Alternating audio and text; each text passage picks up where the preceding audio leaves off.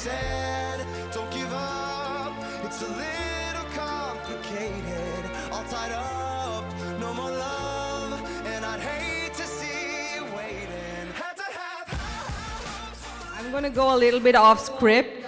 This is panel 3. The topic is driving change, collaboration, commitment, leadership, trust, and accountability in innovation. This is going to be moderated by Tulio Lagos. He's the VP of Operations and Strategy, Accelerate, with over 20 years of experience. Tulio is a powerhouse.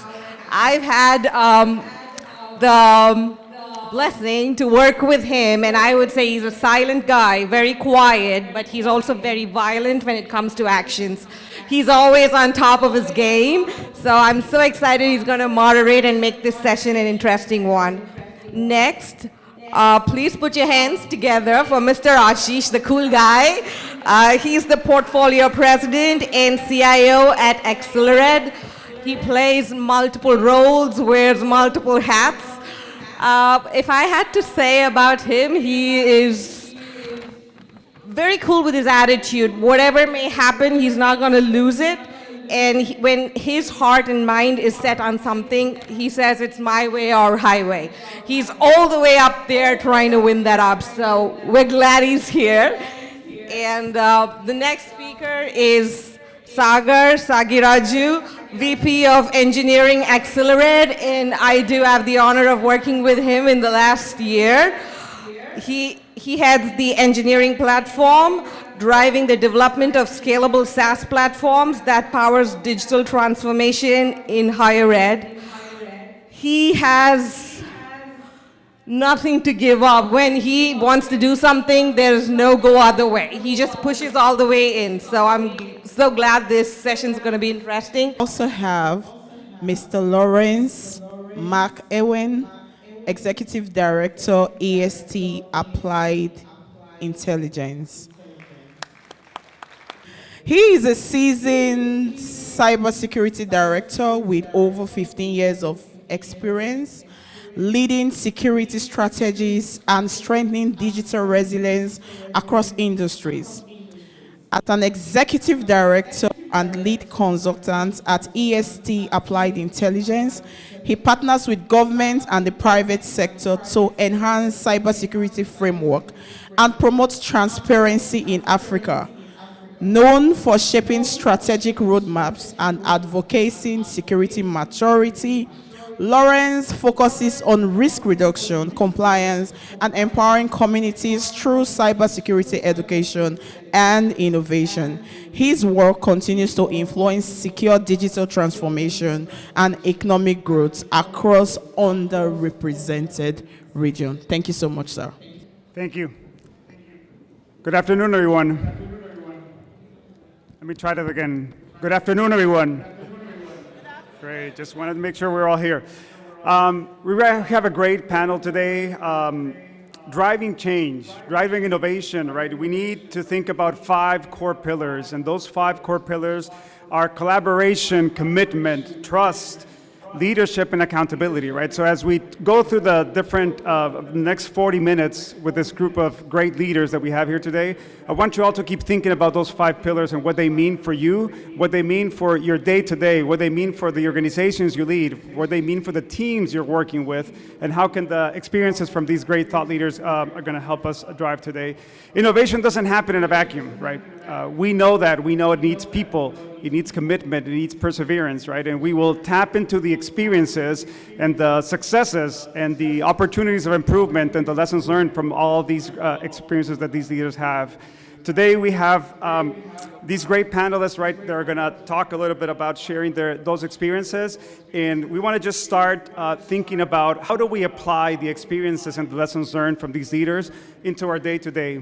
Many people have shared today that they have their day job and they have another job that they do, whether it's leading a community, whether it's leading a separate effort, an ONG, anything else that you do, you need to bring that innovation mindset, you need to bring that leadership, you need to bring these 5 pillars that we're gonna be discussing today into your day-to-day, right? So we wanna tap into that, and so we wanna just get started and make sure we learn from these leaders.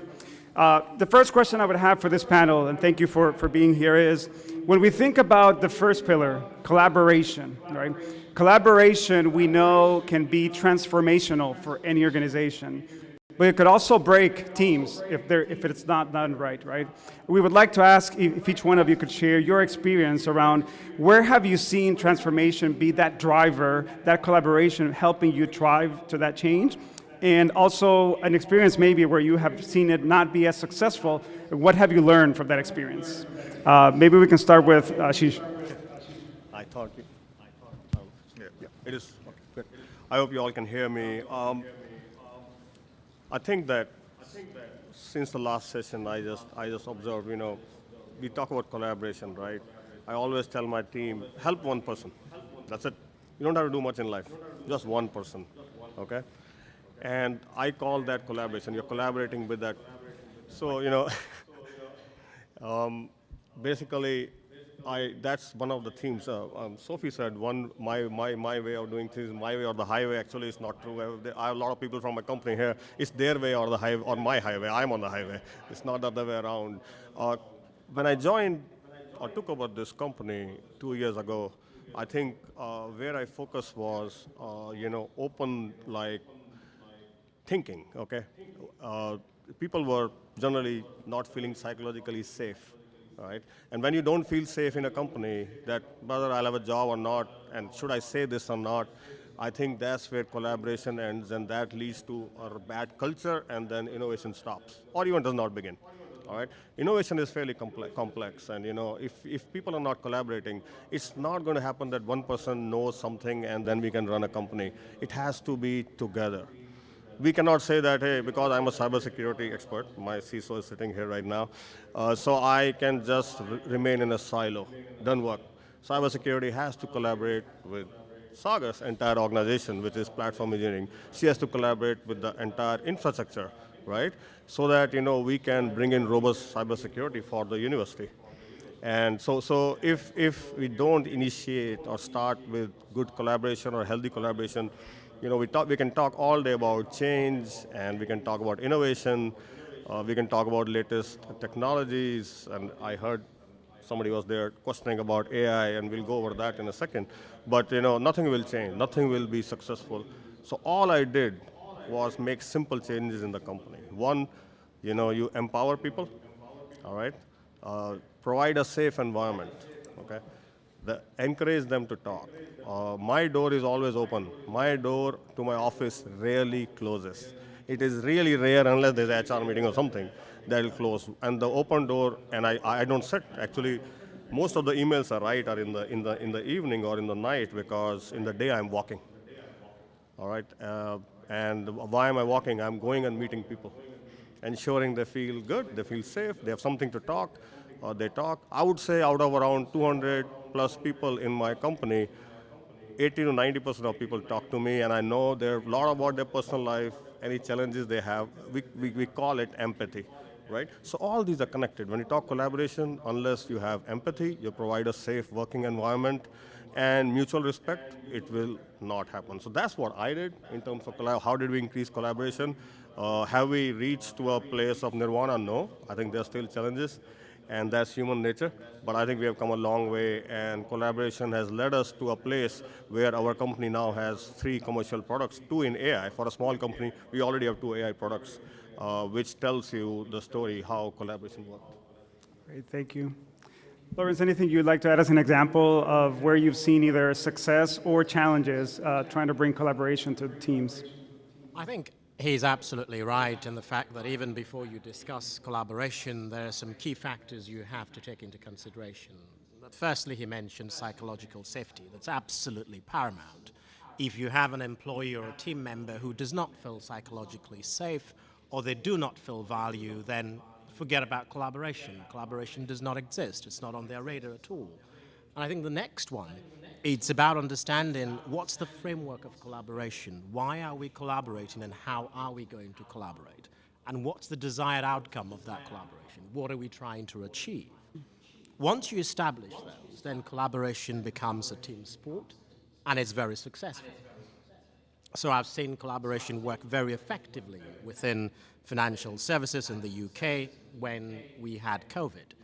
Obviously, that was thrust upon us. We had no choice. We had to find a way of ensuring hundreds of thousands of users would work securely, remotely, and the rules of engagement changed radically. The pace at which you execute changed radically as well. So I think absolutely there is room for collaboration. It works very well, but do not underestimate the factors that you have to consider pre-collaboration, which is the psychological safety, the value of the individual, the rules of engagement for collaboration, and the desired outcome of that collaboration. Thank you. Sagar, if it's okay, I wanted to jump to the second and third pillar, right, which really we start talking about beyond collaboration, we start talking about commitment, right? We start talking about leadership. One of the questions I had is, how can leadership play a role in maintaining that commitment to innovation, right? It's something that many times in operations it might get lost because people just focus on their day-to-day and what comes in, and how do you bring that innovation mindset, right? And how do you make sure that becomes part of a commitment from leadership? To kind of, I have not seen innovation fostering unless there was collaboration. So any innovation that I've seen, including some of the big things that we have done in last 1 year, came through that kind of thought leadership that was driven by collaboration, which puts one of the key pillars being trust. Like the next one is empowerment, next is accountability. I know we have those aspects of it. These are the three tenets that are very critical for us to be able to deliver innovation, because to kind of steal the idea on psychological safety, I've always kind of thought about it as intellectual safety. For us to foster thoughtful innovation, it's very important for people to kind of express their ideas and kind of have that safe space to kind of be second guessed or like kind of receive feedback and give room for failures and learn iteratively from those failures. I think these are extremely important for us and most of these things are bidirectional. It's not like only from the leadership standpoint. The team has to be empowered to be able to kind of trust and provide the kind of accountable, and we as leaders be accountable to the team that's kind of working on innovation to deliver the best results. Great. Ashish, Lawrence, anything you'd like to add to what Sagar mentioned around how do we bring commitment from leadership and also to how to help drive innovation through that? Yeah, I think that everybody wants, I see this, everybody, and this is not today. I mean, if you look on LinkedIn, look around, every book, talks about manager versus a leader, all right? Everybody will. And there's so many discussions, and I get very disappointed because in reality, when time comes, most people act as managers. That's the fact. And, I'm a very blunt person, so I tell you that's the truth, okay? And resilience is important as a leader. Right now, okay, the socio-political conditions may change, and that can change anywhere, okay? The key point is, did you change your leadership style because of that? And I'm seeing that right now. I'm observing quietly what's happening around in the country, and I'm saying, okay, wow, these companies are running away so quickly from what was built over a period of years and years. And I've been in this country since 1993. Don't count my age now. But, and I have seen everything possible, ups and downs. And before that, I lived in a terrorist state, and I know exactly how things can fall apart. What I'm observing now is, okay, you guys have read so many books, so much of education, you got your MBAs, but when the time came to be resilient as a leader, are you really deviating from the objectives? And that's important in leadership. You have to be the visionary. You have to stand by. When Sophie mentioned, Cecily, that, hey, my way or the highway, actually, it may reflect that I am, as a board leader, stand by what I defined or what we said about women in technology or what we said about, diversity. I am not going to bog down just because something changed across the nation and people are going to change. So the leader, you have to be strong. If you're not strong, anybody working for you, you talked about psychological safety, the barriers will break so fast, and then you will fall apart, okay? And that is my way of doing things. I'm fairly, I would say, bold, and I don't give up, and I don't give up till the end, and that I think hopefully my team sees and reflects, and all the leaders in our company, we are around 30 plus leaders. When I say leaders, who you can call managers, I thrive and strive to ensure that there is mutual respect, all right? There's empathy in the team, and they all foster what I see as a vision for our company. We're a small company, but our attrition rate is 0.9% or less. And 2 years ago, when I joined, it was 37%. All right, nobody leaves. So people say, oh, people leave for money, people leave for better jobs. We are providing the better jobs. Money comes in, okay? But the key point is, did you provide or foster an environment of safety as a leader, or collaboration, or the respect, or the excitement, I would walk in, there's a person sitting in front of me right now, her room at 6 o'clock in the evening, and all I hear is, she blasting me with what will happen next week. And I'm like, great. And, that's Carolyn sitting here, she's the CISO of our company. And that's the key point, that's the success point. I have my women leadership sitting here, and I'm sure they come up in panels. Lucy's here, Fifi's here, they all are great leaders. And all I want to see is make them successful. When I talk to the leaders, and this is for you guys, I forget company and I forget hierarchy. All I talk is one person standing in front of me, how can I make them successful here? And tomorrow help them build a very strong resume, so that if they look for a job tomorrow, at least they look for a great job and come back and tell me, look, I got such a big jump and opportunity. And that happened because of the mentorship, because of what I learned here. So I work like that, and I hope as a leader, when we talk collaboration, when we can talk all the things written in the books, I don't even know all those big words. I work on these simple principles which I told you as a leader, all right? No, I think there's a very valid point there in the way you framed it. And I think quite often within leadership, we talk about the various leadership styles that you have. So whether you're a transformative leader, whether you're transactional, whether you're a servant leader, democratic, autocratic. I think the reality is, as we say in the UK, when the rubber hits the road, is understanding your leadership style at peacetime and your leadership style at wartime or crisis. And Caroline will tell you very much that when you have a proper cyber crisis, the leadership varies. Because you have to understand at that point in time, what is the desired outcome? Is it collaboration that is going to get us there? Or is it dealing with the issue at hand with someone who's experienced that, but might have a slightly autocratic tendency? So when we talk about leadership and you read it in textbook, it is beautiful when you sit in the boardroom and you have millions of dollars and millions of pounds at stake, and you watch your colleagues and you see how they interact and you observe the dynamic, and then you come to realize that actually leadership is not just a single pillar. It's not just my style, or it's not just psychological safety. It's not just collaboration. There's way more to that. And above all, there's a human factor. Everyone that's sitting around the board table is human. Everyone has got an agenda and an objective. At that given point in time, do you understand the agenda and the objective of everyone if you were to collaborate in that manner? So it is to dissect it, but then to bring it together to say that absolutely, a true leader must be able to navigate at peacetime, must also be able to navigate under a crisis, and not oscillate or vacillate significantly as a leader. You must be able to maintain that equilibrium. But I can tell you from reality, it is not easy. Absolutely.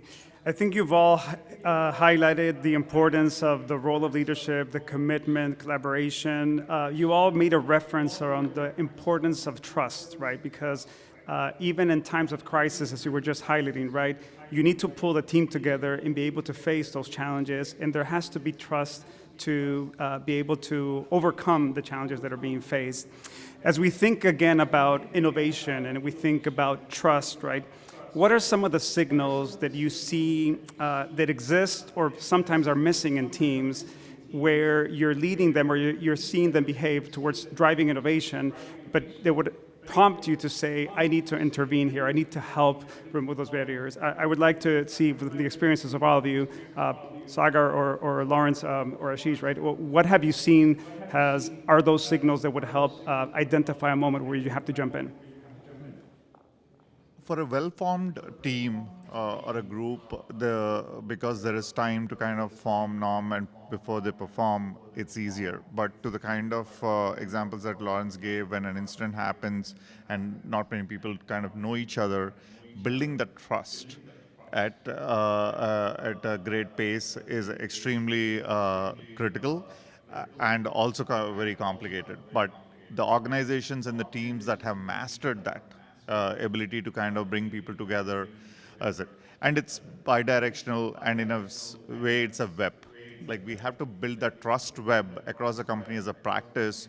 And for those of you who are in tech, the whole idea of scaled agile, I've always seen it as the ability to kind of collaborate that improves and sustains trust, the PI and all that. I put a lot of emphasis on these sessions to build the trust factor between the teams and kind of increase the collaboration, because the work that's going to happen in the succeeding months and years is going to be much more productive and will have desired outcomes if you have that trust built into the process. I completely agree with what he's just said. But you have to understand as well, as he's alluded to the fact, that trust is something that you earn. And you build the processes and you build the pillars for trust, but you ultimately earn that. You sometimes walk into a room and someone says to you, I just don't trust that guy. I just don't trust that lady. I don't like the way she looks at me. But they haven't said a word to each other. They've never met. So there's a second level to trust, whereas the perception. And you have to also understand that when it comes to perception, there's what you actually perceive and what is real. It's slightly different. And so trust at peacetime absolutely is understanding your people, as you say, having the processes in place that will endure and will help you to build that trust. But when you look at an operating model, the three pillars we often talk about are the people on one side, the processes on the other side, and technology on the other side. It is vital that you focus on the people when you want to build the trust, but you need to use the processes to build that trust. Once the trust is there, usually at peacetime, that trust is tested under crisis, at wartime. And I sometimes liken it to a bank account. There's a lot of deposit at peacetime, but sometimes you have to withdraw during a crisis. But how do you manage that? That there's a certain threshold. And again, it is that trust that helps you in crisis when you say to people that, sorry, we're going to go this way. There's the trust that they will follow you because they know that you will achieve the desired outcome. So I'll let you chip into that as well.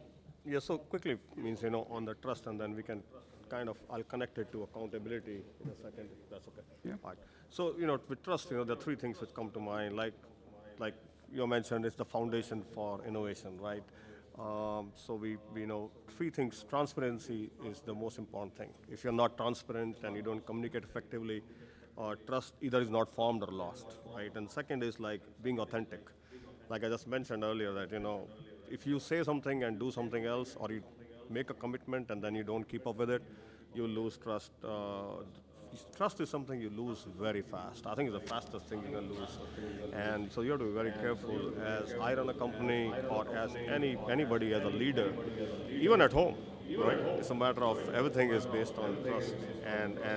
And last is reliability, right? You have to be the reliability, and that actually connects me to one of the key words in the topic here was accountability, okay? Now, if some people are working very, very hard and achieving the results, others are not, right? Slowly what will happen is people who are working hard are stop going to trust the people who are not working hard, and who are not working hard will also kind of form a union, and then you start again seeing some kind of breakup in in collaboration, and then eventually you'll see innovation stops. People just stop taking interest at work. So accountability is important, but with accountability comes like you need to make sure you're fair as you judge people, all right? So you set up metrics, and we have, a great performance plan. It happens every 6 months, and we evaluate people. We cannot make it punitive. Okay, you have to be you have to assure yourself that when you do performance reviews, if you make it punitive, people will hide and stop talking. And once people stop talking and withdraw, innovation stops. All right. So instead of making it punitive, you have to make it like, hey, look, you're doing great, but how I can help you make your job better, right? And how I can help you make your job and yourself better, and that's how performance reviews should happen. I always tell my team, don't write pages and essays about how well you did. All right, give me a few bullet points of how well you did and what will you do next year to make it better. That's it. Okay. I feel, in my experience, and nearly, I'll not tell how many years, as many years of experience I have, I feel everybody comes to work with the idea of making a difference. I don't think I've yet met anybody who would not. But the culture, how we lead the organization, how we lead the teams, how we establish trust will lead to one person working hard and other may not, because they may lose the trust, they may lose the hope. All right, and then they're just working because they have to pay the bills. And that's where we need to focus on as we talk about accountability, which is very important, that we balance it across the organization, we are transparent, and we make sure everybody is treated equally during performance reviews, and don't make it punitive. So that will, I think, overall, that will also help you gain the trust. We talk about collaboration and eventually innovation in the company. Go ahead. To build on the accountability, especially when it comes to innovation, it's not like a specific delivery where you can measure. Sometimes it's even difficult to determine the outcomes. The perspective that I've always thrown around accountability when it comes to innovation is a sense of ownership and responsibility. Like, that's where most founders, entrepreneurs are extremely successful, because they approach it with a sense of ownership. And if they are able to motivate the teams that they are working on to have the same sense of ownership and the pride that comes out of delivering something innovative, and how it will help the organization, will definitely give amazing results. And when it comes to responsibility, that's another area where it's a kind of bidirectional item, where the leaders have to take equal amount of responsibility as the teams to make sure that they're being empowered to kind of give the kind of results that are desired by the organization. And just to add to that, irrespective of whatever the model you follow, whether it's waterfall, agile with a small a large A, irrespective of that, we've talked about accountability, but there's also accountable freedom. And without those two, innovation dies, a rather cruel death. Because if you want people to innovate as part of your team, you got to give them that quadrant, that space to operate. He mentioned something fundamental, being authentic. How do you create a company culture that allows different individuals to be authentic? And how do you know that someone is being authentic? Quite frankly, when you're in a team and you've got strong players, you suffer the follower mentality. Everybody sees, team member A wakes up at 5 in the morning and sends an email that I've completed my task, stays till 12, and after a period of time, that becomes a culture. And then you have someone who says, well, no, I'm not doing that. I once had a German direct report. He will clock in at 8:15 to kick off at 8:30, and he will clock off at 5:15, shut down his laptop and leave the office at 5:30. But he was very effective. He did his job very well. That's him. That's how he proved his own authenticity. And you have the British culture that you're meant to stay up till late. I suppose it's the same in the States as well, till 12, 1 in the morning, sending those crazy emails about everybody knowing that, you're rather suffering from insomnia, whatever that is. But it becomes the culture. So you kill innovation by that. So you got to understand your team players. I always say when I'm recruiting my team players, I ask one fundamental question. What's your zone of genius? What makes you thrive? Why would you want to wake up at 5 in the morning and carry out this innovation and be a part of that team? Once I understand that, then I know how we can set up, and get that team dynamic working and going. So those are just some of the things we have to think about. And then there's responsibility. I always say to my team members, my kids as well and myself, that responsibility, quite often we've said it so many times, but when you take a step back, there are two sides to it. And actually, to understand responsibility, you have to flip it around. What it actually means is response and ability. And the reality of it, if you look at it from a Greek perspective, it means the ability to respond. And if you understand that, then you take ownership and responsibility very seriously when you're part of a team, but you also understand that when you thrust accountable freedom on someone else, you allow them to move on with that accountability as well. Great. Thank you.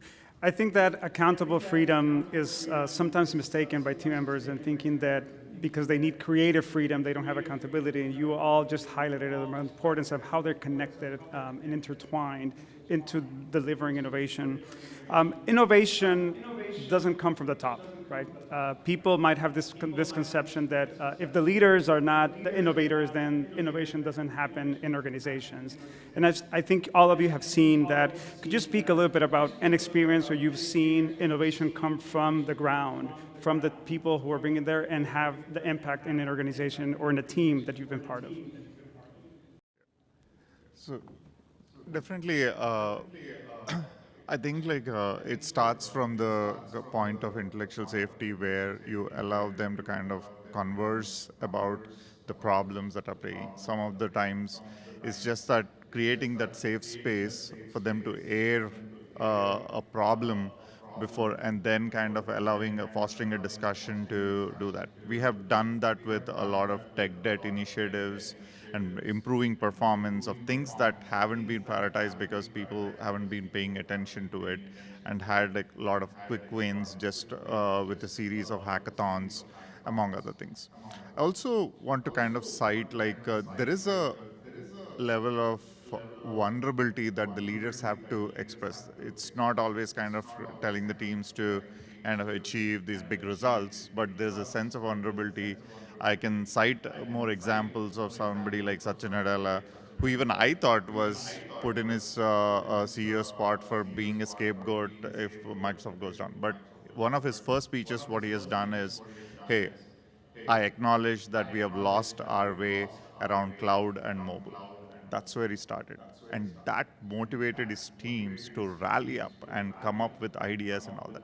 So, as much as the innovation comes from the bottom, it's important for leaders to kind of be open, be clear, be transparent, and also be vulnerable at times. It doesn't, and people who, you've seen the likes of Nokia, who thought, nothing is going to happen. We are the strongest players in the market. We're going to go good.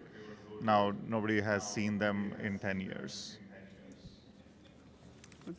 So, when you say innovation happens, I think innovation happens at every layer, I would say. And I don't even like to use that word, but since I don't believe in hierarchies, but every layer of the organization, I think innovation happens. Specifically, I would say focusing on people who are really doing the day-to-day job. They know what are the challenges, okay? They also can formulate solutions, but have you provided that safe environment that they can easily come and talk to and tell you, hey, this is totally wrong. Or Ashish, you have said that this is the way to go. We think it's totally wrong.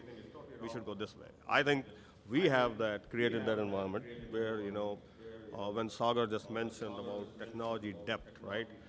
We are quite behind in that, but in last 2 years, by fostering that environment and encouraging the team members to come talk to us about it and talk openly about it and say, hey, you can talk all this AI and all this stuff, but unless you have the foundations in your organization, when I say foundations, specifically around data, around platforms, unless you really have a robust strength there, you can't really do much with AI. And people don't realize this, but eventually they will, or they have. Same thing, and we keep talking because it's a tech expo, but anywhere. For that reason, I think innovation can be anywhere. Our job as leaders, since we're talking leadership here and the leaders sitting here, is actually remove the roadblocks. Empower the resources, remove the roadblocks, keep communication at a height, and you will see that the wheel starts moving. I had read I teach innovation, and Boston Consulting Group did a survey. 77% of innovation comes in-house. You're getting all the ideas, and all these big companies, you talk about Lexus and the Apple and any other company you'll see who are considered innovators, most of the ideas come from within the company. So that's why it becomes more and more important that you encourage, and empower people, okay, so that they can give good feedback. I really focus on retrospect. I always ask, did we do a retrospect after a project? Let's see what went wrong, and learn from it, and then make a difference. Okay, you keep doing that, and if the wheel keeps moving, people feel comfortable. Oh wow, this was great. He gave us the opportunity to talk, and things to start moving. I'll give you an example of your president. Is she here, Amy? She's there, busy talking. But I met her, and like I told you, I walk, and she works in our company, and she would hide. Okay, she would keep quiet and head down. Those are my people I focus on in my company when I walk. Anybody who's hiding, she's laughing because she used to hide. You can't hide from me. Simple. I will come and pounce and just talk to you. You have to. And she would not talk in the beginning, okay? But then she started talking, and one day she came up that I'm president of SLinT. I'm like, what are we talking here? So we went to a conference. I took her to a conference with me just to open her up and learn together that, hey, tomorrow if we run an expo like this, what will it take to do that? And since then, we opened up, became great friends. That day, the conference ended, and you were there, and late in the night, and we were walking in the parking lot, and she's still not realizing I'm talking about her. and since then, what happened? She comes up with ideas. Look at what has been created for today. I'm very proud that she has reached here. But what happened here? I removed the roadblocks, opened that two-way communication, and I could see somebody who is hiding and just doing a work. Now look where we are. Look where we are. That's a simple example right in front of you. That's all it takes. Yes, I think you're absolutely right there. And the one thing to bring to the fore is that the types of individuals that you're dealing with, we've been put into various boxes. So you've got the introverts and you've got the extroverts. And I suppose you're referring to Amy, they're very much probably an introvert, right, I suppose. But I also believe that you've got introverted extroverts and extroverted introverts, and you've got to understand when do you switch from one to another. The reason why I say that is because there are times when you have innovation, you go into a meeting and you have a team of, say, 20, and you have about 10, 12 people that will yap away and they'll say everything, and you have the others just sitting there twiddling away, and you ask the question, is, did you have anything to say? And the answer is, no, they haven't got anything to say. Then 10 minutes after the meeting, you look at your team spinning, an individual is saying to you that here's the idea that I have, and you're like, well, we're just coming from that meeting. Agree. But then you realize that, okay, well, she is very much an introvert. And you just see what they've given you, and you realize that is gold. So what do? You pull them into a meeting in a one-to-one. Sit down with them, understand what they have.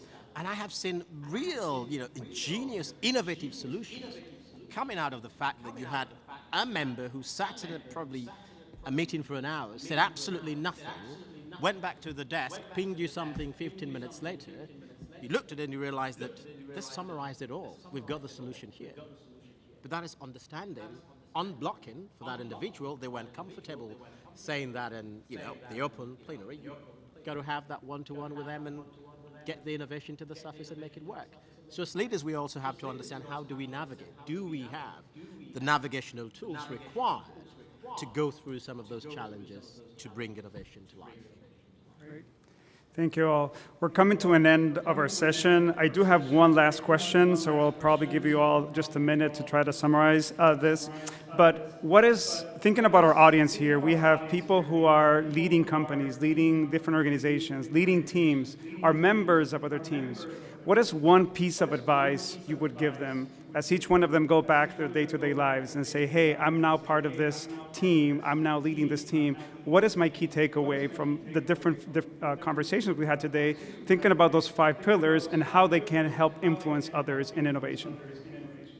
Yeah, I would take something out of the 5 pillars. One thing is empowerment.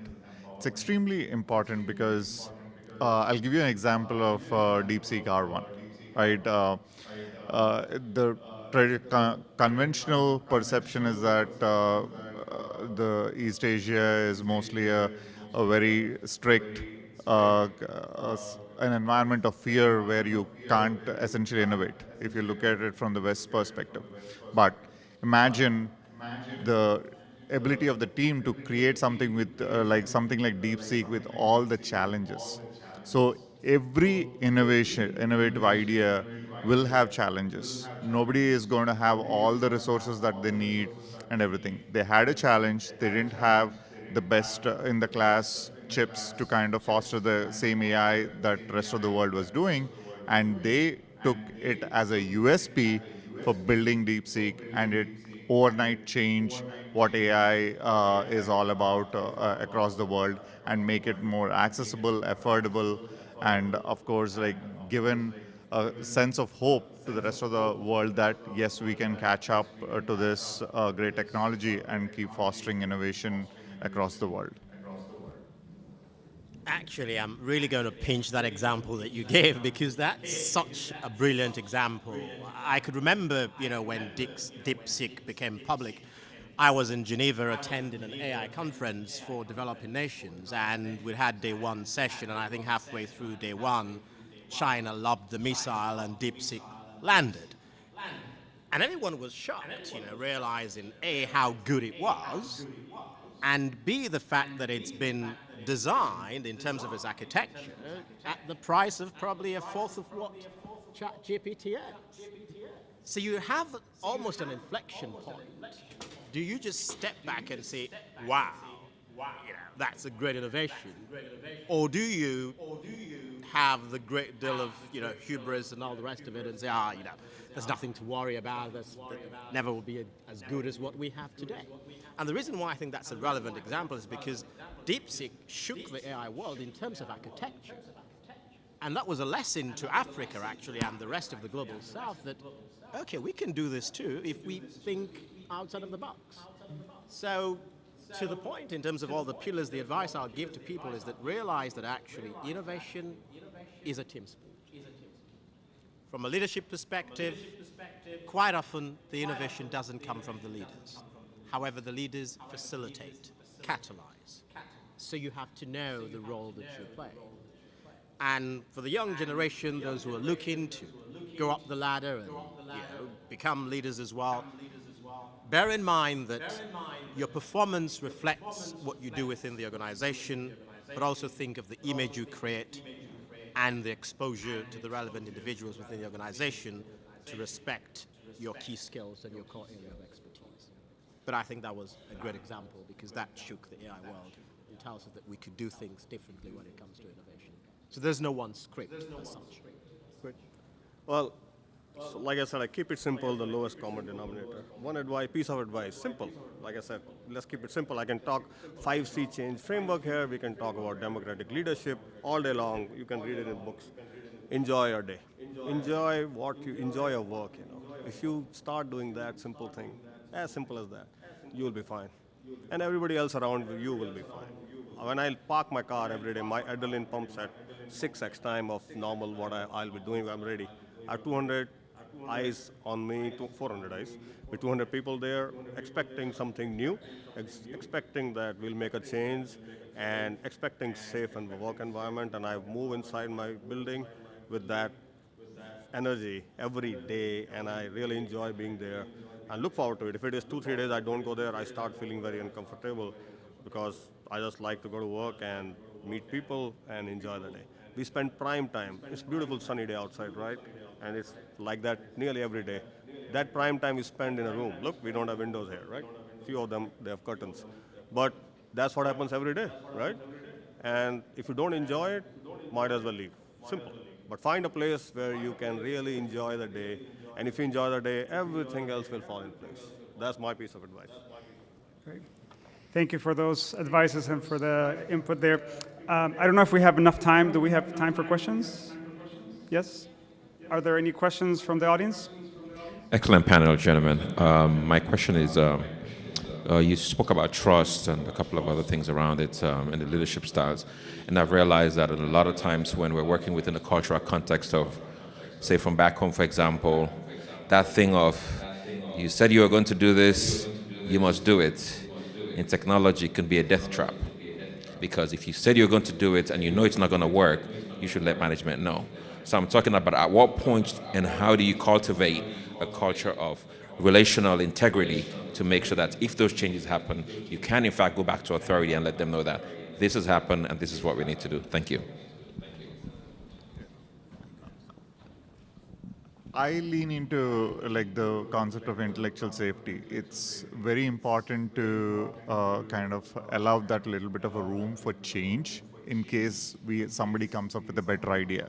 Earlier, the example that was cited on that even in a discussion, just either because something didn't struck at that particular moment or somebody is an introvert, but their ability to come back and ping and the leader to kind of foster that discussion back. Hey, we discussed about this for an hour, we've decided on something, but I think there's that level of accommodation and creating that safe space in an empowering way is extremely important to accommodate those changes.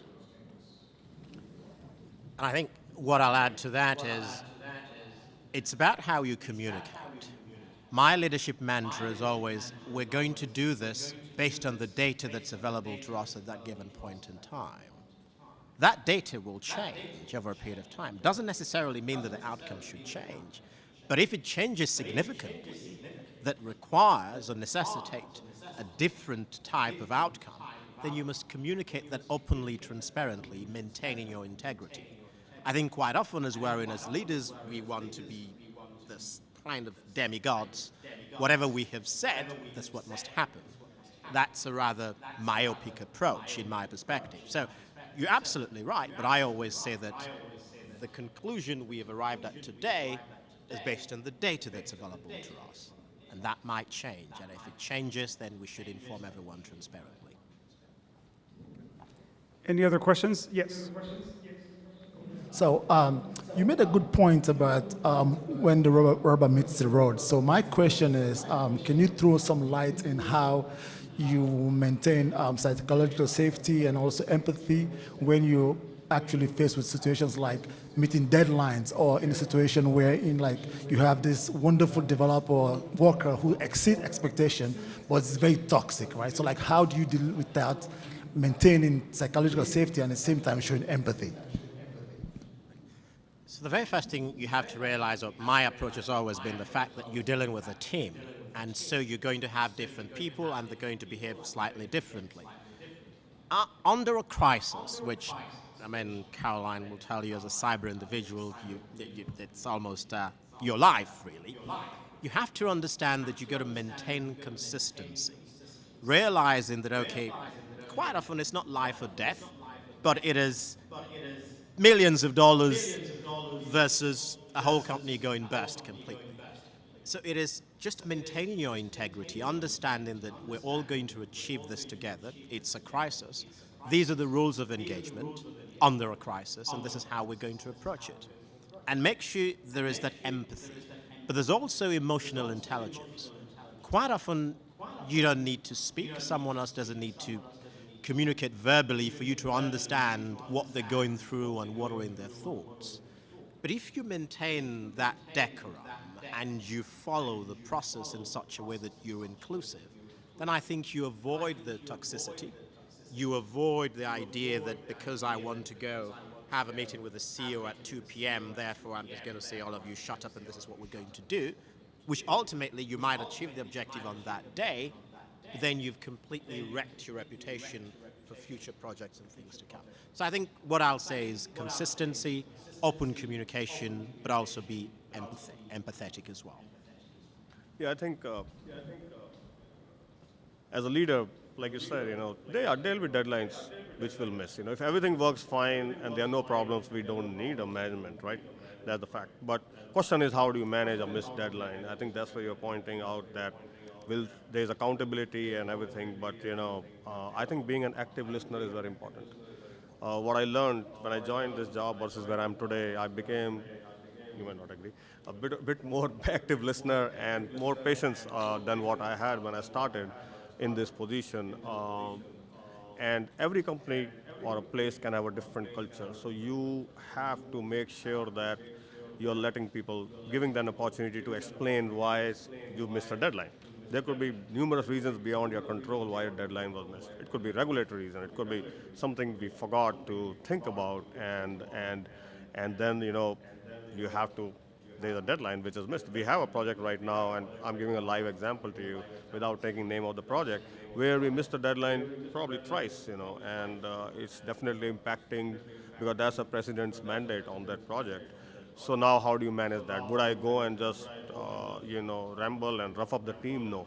Let's sit together and bring together the vendor, our team, and see what went wrong and how we can mitigate, or take a contingency and work towards success. Okay. Or I could have taken an approach where I would go and bulldoze everybody and say, you guys don't know what you're doing. What I would have done probably is discourage them to talk in the future about a problem. Right? And secondly, what will I achieve anyways? That project is going to be delayed. So might as well, keep fostering and sustain that an environment where, hey, fine, it went wrong. I'm sure you worked hard, and everybody works hard. Like I said, I think everybody likes to come to work and make a difference. So how can we, and what we learn is important for the future. Hey, these were the mistakes. That's why retrospect is important. In personal life, on a daily basis, and at work, what went wrong? How can I solve it? And next time not make the same mistake. So that's how we do it, and things work out. And now you talked about toxic people. In change management, there are rules, and one of the rules is keep trying to, foster the culture where people accept the change, people become part of the change. But there is a point where you reach where you have to, make a decision that this one person versus 200. Am I going to keep this one person and have this repetitive toxicity, or remove the person so that rest of the 200 can actually work towards success? And there is a point where you have to make the decision, but you try and make sure that person can work out. And I think we in our company give that opportunity for months before we actually take a decision to let anybody go out. But that's how we treat that. I think skill should not be an offset for any kind of toxicity. Unless it's where we started this conversation with the concept of collaboration. Unless a person can have strong opinions, but if that actually stalls work, they should at the minimum be able to disagree but commit to complete the work or work along with the rest of the team. So it's okay for us to create an environment where people can voice their opinions, but the end result has to be together. They have to be able to commit to deliver. So that's something I would say I would agree 100% with Ashish in terms of we need to take a slightly hardball approach, because if that stalls work, that could have devastating results on the entire team and in some cases the entire organization. One thing to add to that as well is probably what sometimes I refer to as the observer syndrome. So you see an individual behaving in a certain way, you observe the behavior, but no one has said to them that the way you're behaving is unacceptable. So as far as they're concerned, they're performing the hitting the targets, but that's just how they know to behave. So sometimes you just take them into a room and say, tell me, what are your thoughts about that last meeting? How did you communicate your points, and how did you articulate yourself? Do you think there's a better way of articulating yourself? And you probably sometimes take them through a bit of soft training in understanding how to communicate. Because some people, that's just them. They just go in and just blot it out, and that's it. It may impact others who are more sensitive and probably introverts. So you sometimes just got to call it out, but in a more, shall I say, humane manner. One more question. Good afternoon. My name is Asuma Jallo. Thank you very much for your insights. My question is regarding, I know we talk about Global South and Africa as a whole, but since we're in a Sierra Leone in tech conference, I want to bring it down to that level. In Sierra Leone, two things I've observed that I feel like are challenges are low literacy rates and a cultural tendency to just regurgitate information that is being learned. Many of the regional exams just require you to memorize something and just answer a question. So my question is, as leaders, right, what tangible steps can we take to shift the focus from just simply learning but truly applying? In your capacity, what have you done? Like if you notice that maybe someone is very knowledgeable or maybe they don't understand the role, how have you taken it from not just knowing the information, but actually creating a mind that innovates? Because I feel like that is where the point of knowledge is to create, right? And to make something. So that's my question to you. Great. I think that's a great question, and while we talk about Sierra Leone here, but it's true everywhere. You know, when I went to teach in India, and I taught for nearly 9 years in a business school, this whole ideology, and I know this, I always go against the grain, of reading books and giving exams is something which is frankly totally wrong with the education system today. And I saw the books with 1990s business cases, okay, in schools. Even today, I guarantee you, go look at a business book, you'll see a case from 2000. Things which happened in 2024 are not working today, right? So I think that's where I changed the mindset. I said, forget the books. I use no books in my entire teaching, and I taught 2 subjects, okay? I said, no, let's take a business case, Tesla. I was in India, Tesla is not in India. Let's propagate a business case of strategy where Tesla is going to come to India, write a business case. How will you strategize in marketing, for example, introduction of Tesla in India? There is no business case to copy from.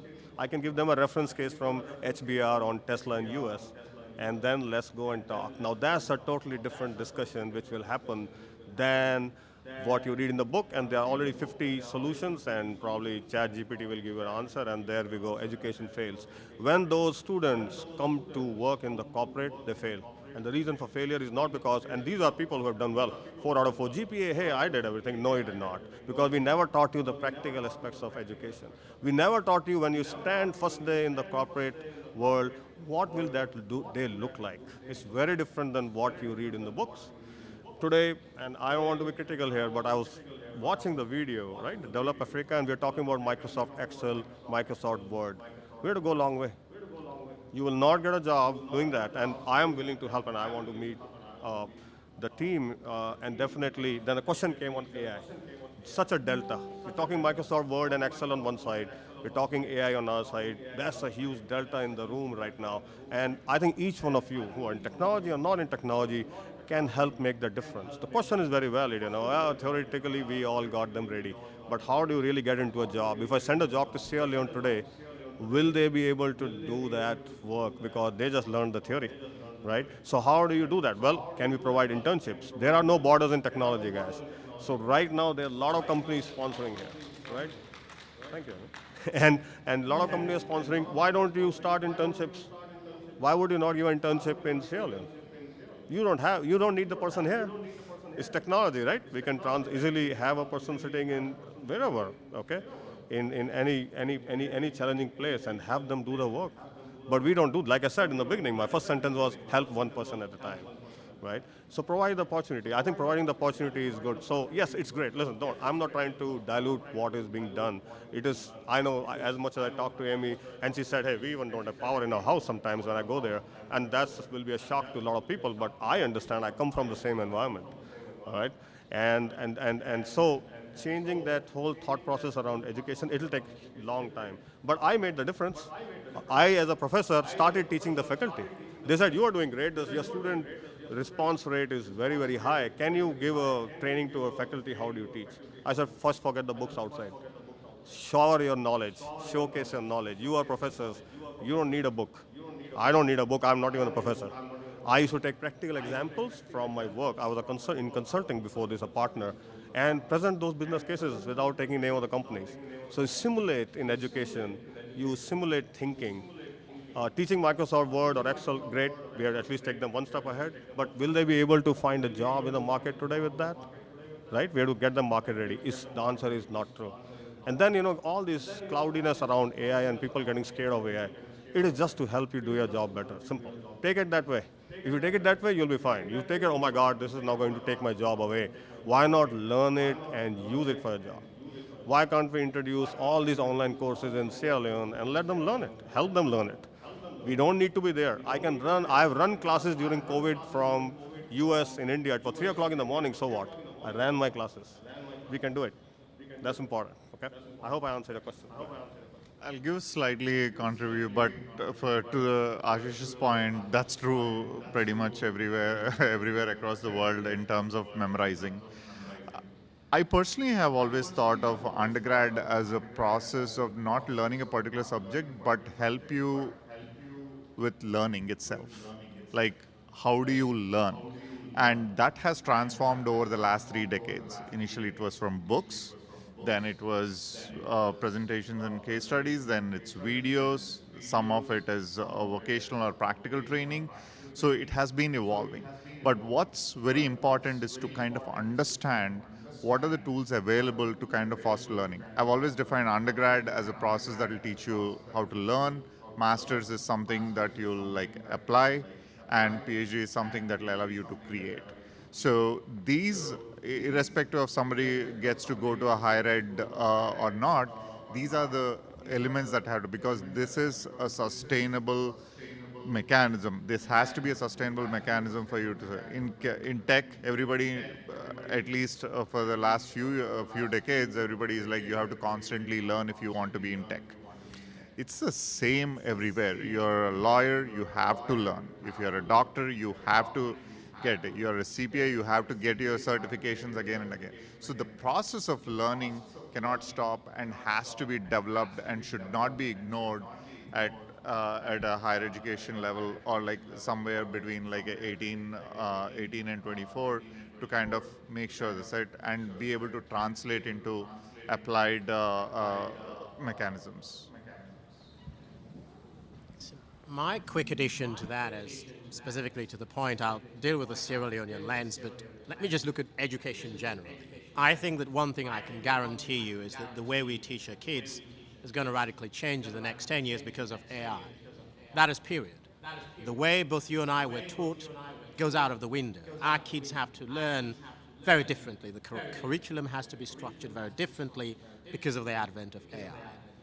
The specific point you made about, regurgitating stuff, and that's almost a way of life. Well, I can speak specifically for Sierra Leone, but I suspect it is almost a way of life in the global south.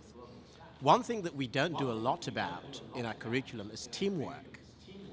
We don't know the value of teamwork. We know the value of being a star student, cramming everything, regurgitating, having all the A stars, but we don't know what it means to work with these two gentlemen as a team and see how might we achieve an A star collectively.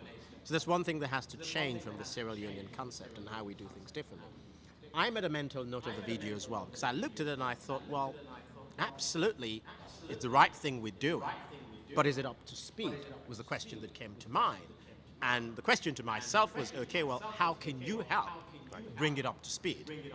And that's why I made a mental note to speak to the CEO himself to see how might we do things differently. Because we need leaders in the global south that's going to challenge the status quo. So saying that actually, well, it's better to train 100 people and teach them a little bit about Windows 98 and Windows XP, well, it's better when actually you train them on that operating system, they come out, the current operating system is nothing like that. So you fill their time, but it's not been useful. So we need to challenge and say, actually, I need to train people, and I need to train them on something that is trending and something that is current. So that's the very last thing I'll say on that, but we just need a shift of mindset to get to the point where we should get to.